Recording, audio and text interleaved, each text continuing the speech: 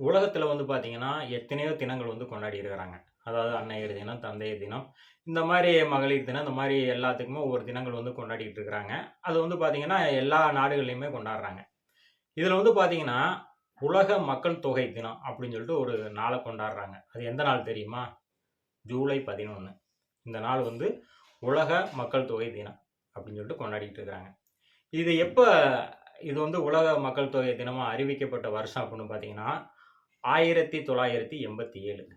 அதில தான் வந்து ஜூலை 11ஆம் தேதி உலக மக்கள் தொகை தினம் அப்படின்னு சொல்லி அறிவிச்சிருக்கிறாங்க. அதிலிருந்து கொண்டாடப்பட்டுட்டு வருது. சரி, உலகத்தில வந்து பார்த்தீங்கன்னா, அப்படி எத்தன பேர் தாங்க இருக்கிறாங்க அப்படின்னு நீங்க நினைக்கலாம்.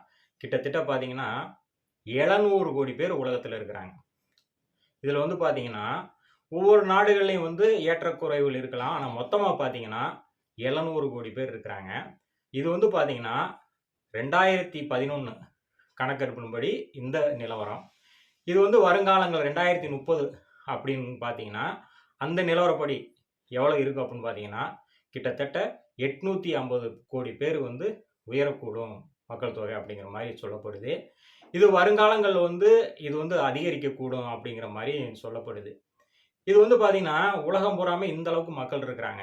ஆனா ஒரு சில நாடுகள்ல வந்து பார்த்தீங்கன்னா, அந்த நாட்டில உள்ள மக்கள் தொகை பார்த்தீங்கன்னா, ஜப்பான்லலாம் பார்த்தீங்கன்னா, இனப்பெருக்கமே இல்ல அப்படிங்கிற மாரி கவலைப்பட்டு இருக்கிறாங்க. அதே மாரி பார்த்தீங்கன்னா, அங்க வந்து இளைஞர்கள் வந்து அவங்க இதுக்கு வந்து பெருசா ஆர்வம் காட்டுறதில்ல. பெண்கள் அங்க ஆர்வம் காட்டுறதில்ல அப்படிங்கிற மாரி ஒரு சில நாடுகள் குறிப்பிட்ட அளவு வந்து பார்த்தீங்கன்னா, அங்க வந்து மக்கள் தொகை குறைஞ்சிட்டு இருக்கு.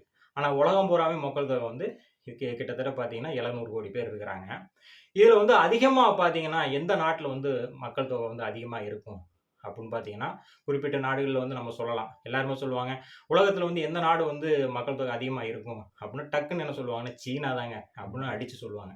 ஆனா அது கிடையாது. இப்ப சீனா வந்து பின்னாடி போயிருச்சு. இப்ப வந்து உலகத்திலே வந்து அதிகப்படியா மக்கள் தொகை இருக்கிற நாடு, நம்ம நாடு இந்தியா தாங்க. கிட்டத்தட்ட பார்த்தீங்கன்னா, க 142,86,00,000 பேர் இருக்கிறாங்க இந்தியாவுல. அதாவது பார்த்தீங்கன்னா, 142,86,00,000 பேர் இருக்கிறாங்க. சீனாவ வந்து நம்ம பின்னுக்கு தள்ளிட்டோம். அந்த அளவுக்கு மக்கள் தொகை வந்து இப்ப இங்க அதிகமா இருக்கிறாங்க. உலகத்திலேயே வந்து அதிக மக்கள் தொகை கொண்ட நாடா வந்து நம்ம இந்தியா இருக்கு. இதுல இன்னொரு விஷயம் என்னன்னா, அதாவது 2050 காலகட்டங்கள் வரும்போது, இந்த உயர்ந்த மக்கள் தொகை வந்து கண்டிப்பா வந்து குறையும் அப்படிங்கிற மாரி சொல்றாங்க. மீண்டும் வந்து மக்கள் தொகை வந்து குறையக்கூடும் அப்படிங்கிற மாரி சொல்லப்படுது. இதுல இன்னொரு விஷயமும் சொல்லப்பட்டிருக்கு. என்னன்னு கேட்டீங்கன்னா, அதாவது இப்ப இருக்கிற மக்கள் வந்து ஆயுள் காலம் வந்து அதிகரிச்சிருக்கு அப்படிங்கிற மாரி. ஏன்னா, இப்ப மருத்துவங்கள் வந்து நவீனமா வந்ததுனால, மக்களுடைய வயசு வந்து அதிகமாயிருக்கு. அதாவது பார்த்தீங்கன்னா, அப்ப 60 மினிமம் இருந்தது வந்து இப்ப 70, 80 வரையும் அவங்க வந்து ஆயுள் காலம் அதிகரிச்சிருக்கு அப்படிங்கிற மாரி சொல்லப்படுது. அதனால வந்து பார்த்தீங்கன்னா, உலகம் பூராமே வந்து பார்த்தீங்கன்னா, மக்கள் வந்து இப்ப இந்த நவீன விதமான மருந்து, இந்த மாரி உள்ள ஆரோக்கியமான பொருட்கள சாப்பிடுறனால, அவங்க வந்து இன்னும் வந்து வலிமையா இருக்கிறாங்க அப்படிங்கிற மாரி சொல்லப்பட்டிருக்கு. சரி, அதுக்கு அடுத்த விஷயம் பார்க்கலாம். என்னன்னு பார்த்தீங்கன்னா, இப்போ ராமர் பாலம் இருக்குதா? இல்லையா? அப்படிங்கிற இது வந்து நெறைய பேருக்கு வந்து அது கேள்விக்குறியாவே இருந்தது. இருக்குது அப்படிங்கிற மாரி தான் நெறைய பேர் சொன்னாங்க. ஒரு சிலர் வந்து அது இல்ல அப்படிங்கிற மாரி சொன்னாங்க. ஆனா, அந்த பாலம் இருக்கு அப்படிங்கிற உறுதிய வந்து நம்ம இஸ்ரோ விஞ்ஞானிகள் வந்து இப்ப உறுதிபட கூறியிருக்கிறாங்க.